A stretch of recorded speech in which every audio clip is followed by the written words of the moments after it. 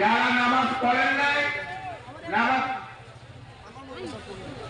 যারা নামাজ পড়েন নাই আপনারা একটু অপেক্ষা করেন, একটু অপেক্ষা করেন। মানুষগুলি বাইরে হওয়ার পরে আপনারা ভিতরে প্রবেশ করবেন।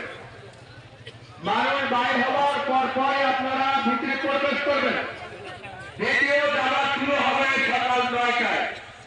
দ্বিতীয় জামাত শুরু হবে সকাল 9টায়।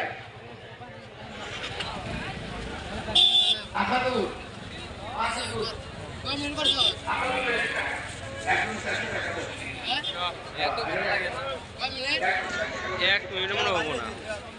যারা নামাজ পড়ে